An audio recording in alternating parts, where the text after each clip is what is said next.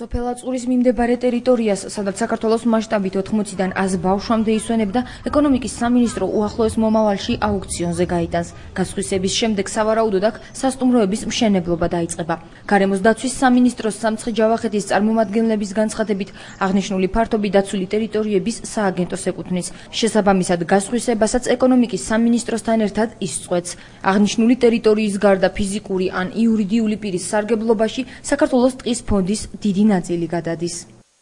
ამბობენ იმასაც, რომ წინასწარ გამიზნულია და უკვე იციან, ვინც არის მყიდველი და ამ აუქციონის ჩატარებას აზრი არ აქვს და მე ვფიქრობ, ასეც არის. თუ კარგი გაკეთდება და ხე არ მოიჭრება და არ განადგურდება ეს ტერიტორიები, რა თქმა უნდა, უკეთესია. შედგენილი პროექტი უნდა დაიდოს, სადაც გათვლილი იქნება და გაწერილი ის მხარე რას თავაზობს, ანუ რა ეს ტყის სარგებლობაში რა უნდა გააკეთოს, ტყე უნდა გაანადგუროს, მოჭრა შემდეგ აღდგენითი სამუშაოები ჩაატაროს თუ რა.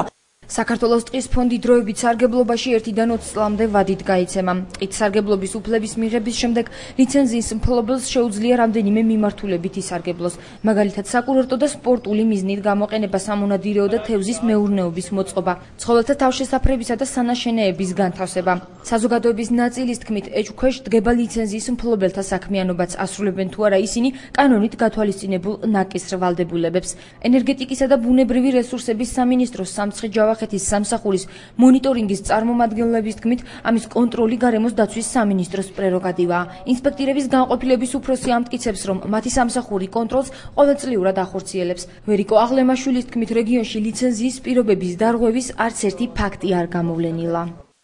სწავლობენ შესაბამისი ორგანოები ამ საკითხის გაცემამდე, ადგენენ რა რესურსებში და შემდგომ გასიებენ ამ საკითხს. არის კანონის მიერ ვალდებულებები, არის კონკრეტული ვალდებულებები, ზოგადად რაც კანონი შეასრულებს შესაბამისად ავტომატურად ევალებათ იმას და შეიძლება ჩაიდოს რაღაც კონკრეტული პირობები მათი და შესაძლებლობებით.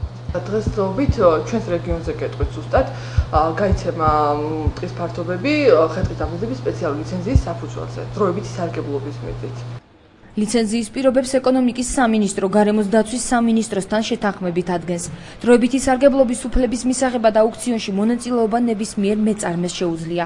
სამცხე-ჯავახეთში ლიცენზიები მხოლოდ ხე-ტყის დამზადებისთვის გაიცემა. ამ მიზნით რეგიონში დროებით სარგებლობაში 43,160 ჰექტარი ტყის ფართობია გადაცემული. გასხვისება ხე-ტყის დამზადების მხრივ ბორჯომის მუნიციპალიტეტზე არ ვრცელდება. ადგილობრივები ამბობენ, რომ ტყის მასობრივი გაჩეხვა ქვეყანას და მოსახლეობას ბუნებრივ კატაკლიზმებამდე მიიყვანს.